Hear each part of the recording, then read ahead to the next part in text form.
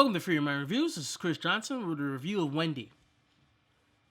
So Wendy is the latest reimagining of the Peter Pan story, but this one's from the director of Beasts of the Southern Wild. It's his first film since Beasts of the Southern Wild, and it's told from the POV of Wendy.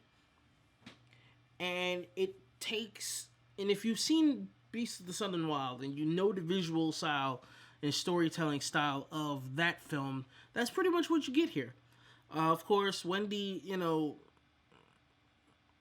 like I said, it's from the point of view of Wendy from Peter Pan, and the difference is it's a present day setting. She lives in a very small town where it seems like the only thing people do there is give birth to people, and then those little kids work, and then those little kids grow up, and those little kids grow old, and they have done nothing with their lives. Absolutely, positively nothing. And Wendy doesn't want that. She doesn't want to grow old, but really the key thing is it's not growing old. She doesn't want to fail. She doesn't want to be nothing. She doesn't want to be stuck.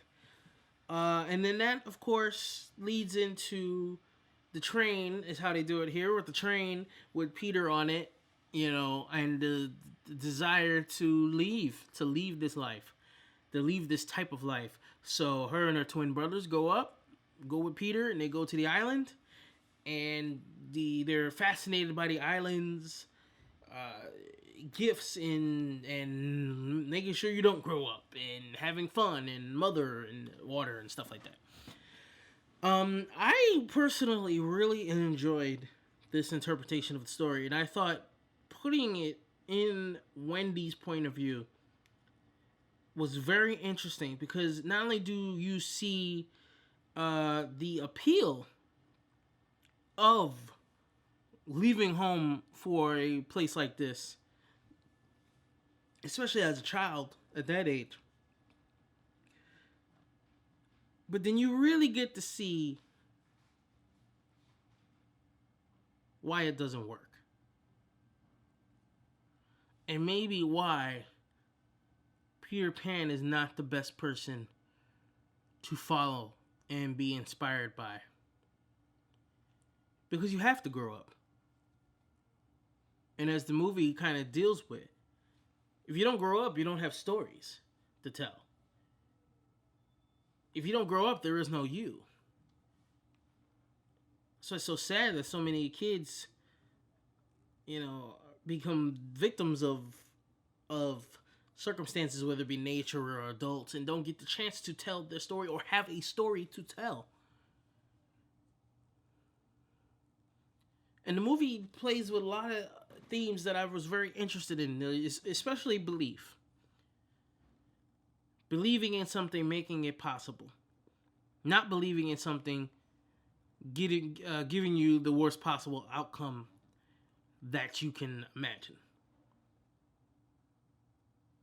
And I love how they played with certain aspects that of the Peter Pan myth, like especially how they incorporate Captain Hook. It was very, very interesting. Very, very interesting.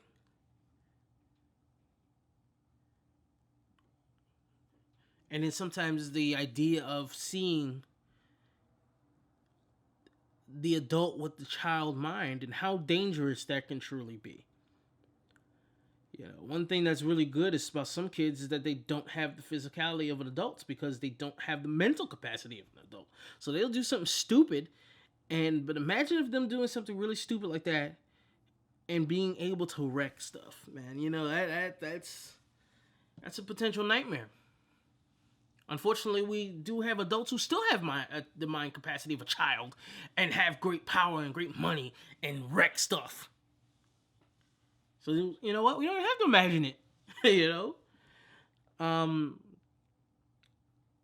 Very interesting casting, once again, getting a bunch of like young non-actors, and it works. Peter Pan is a little black boy in this film, and, it's funny on the internet, the internet's funny. Society's funny. Like, they be like, look, you finally got a black Peter Pan. You finally got a black Peter Pan. Oh, yes, look at this progression. And I was like, All right, as a black man, I never gave a shit about Peter Pan being white or black or whatever. I don't care. You know, like it's be like, look at this win, and I don't give a shit. You know, like stop that. What am I to you? Just a piece of meat? What am I? Fish that you put a worm through a hook to bait? Like, come on.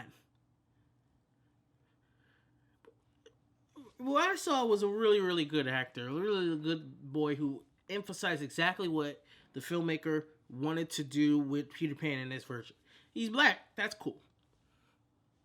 But for some reason, to try to see, some people were trying to say that as a hoorah rah, and I'm like, motherfucker, did you really need that? Did you really care? Do you really, really care? Come on. I just wanted to say that. It's not a problem with me, Peter Pan being black. That's here or there. But, when people start trying to, like, use their moral victories, look at that. Like, I've never met a black person who gave a rat's ass about that character's race. Honestly. You know? And that's something, if you want to change the race of a character, that's fine. Like this. There's no problem with it whatsoever. But I kind of wish certain people on the internet would stop trying to suck their own dicks because you did it.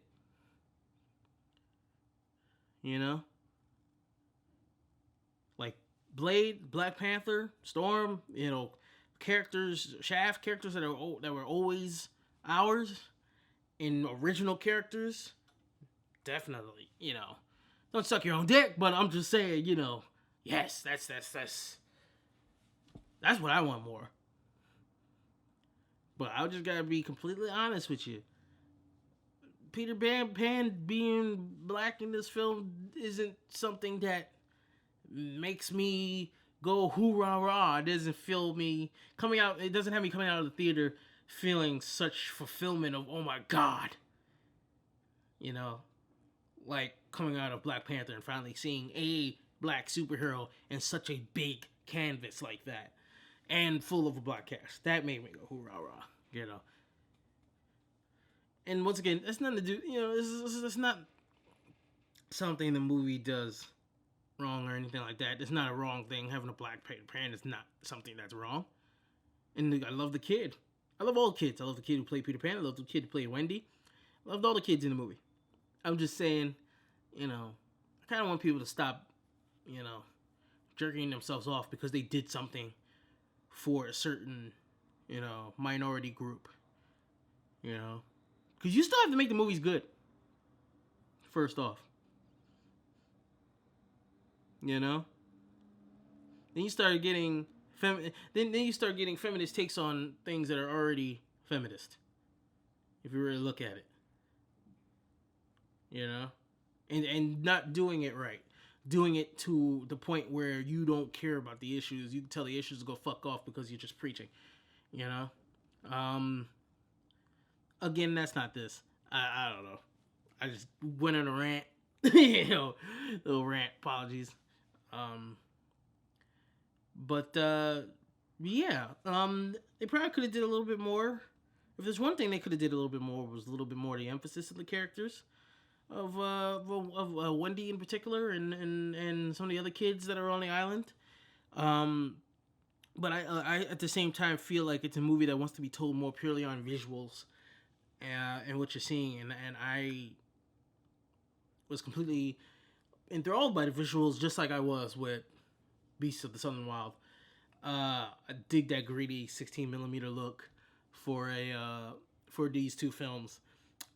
Gives it a very real world, but yet still feels so fantastical at the same time. It's a really great mesh of the two statements, in my opinion. So, I saw it had a 40-something% on Rotten Tomatoes.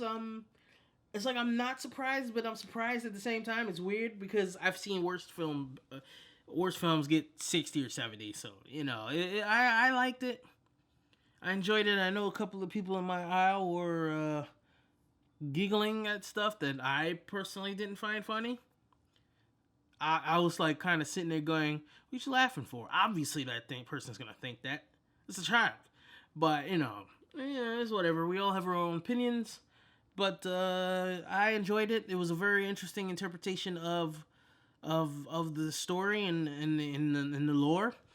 But I tell you, I'm very interested with David Lowery, the director of Peach Dragon and A Ghost Story and Old Man and the Gun and the upcoming Green Knight, doing his own Peter Pan film, because I'll just watch anything that man makes. So those are my thoughts on Wendy. This is Free Mind Reviews. Have a good one.